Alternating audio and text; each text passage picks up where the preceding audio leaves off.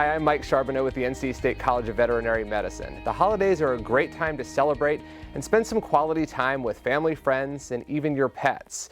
Some of the things, though, that make this time of year festive can also be potentially harmful to your furry friends. Dr. Steve Marks is Associate Dean and Director of Veterinary Medicine with the NC State Veterinary Hospital, and he's here with some important safety tips. So, Dr. Marks, what are some things we need to think about generally when it comes to safety in the holidays for our pets?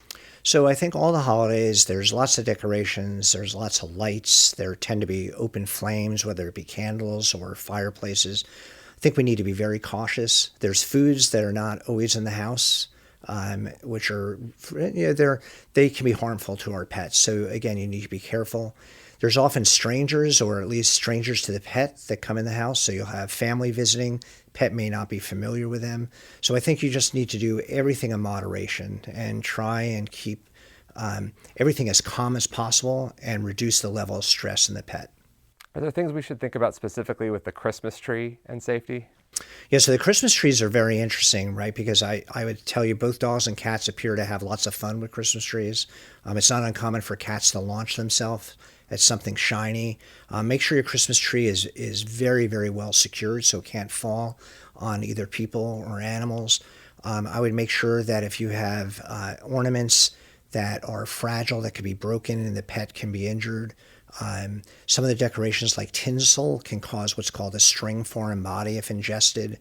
I just think you need to use lots of safety. The low level lighting that you'll use can cause electrocution if animals chew on open cords. So again, lots of caution. I would tell you if you have children in the house or you childproof your house for Christmas, that usually helps keep your pets safe as well. What about some of the other specific decorative plants, poinsettias and things that come into the home this time of year? Yeah, so poinsettias, mistletoe, other flowering plants, most of them are not lethal. Like they won't kill the pet, but they certainly can make them sick. So again, it's a good idea to keep your pets and your plants separated. You can put them out, just make sure that they're not in a place where the pet can get to them. Cats tend to be a little bit more challenging because they can get to some interesting places relatively easily. So I would try and put those plants that we know are toxic, put them somewhere else. And then finally, if your animal does happen to get into something they shouldn't, or if you have any health concerns at all, what's the best step? Yeah, I would always contact your veterinarian right away. Make sure you have a relationship with a veterinarian. You don't want the first call to a veterinarian to be when your pet is sick. It's much safer and much easier to have a veterinarian that knows your pet and knows your pet's history. And then make sure you know if it happens outside of normal working hours, you know where a veterinary emergency center is. You can find more on these and other important safety tips on the NC State Veterinary Hospital website.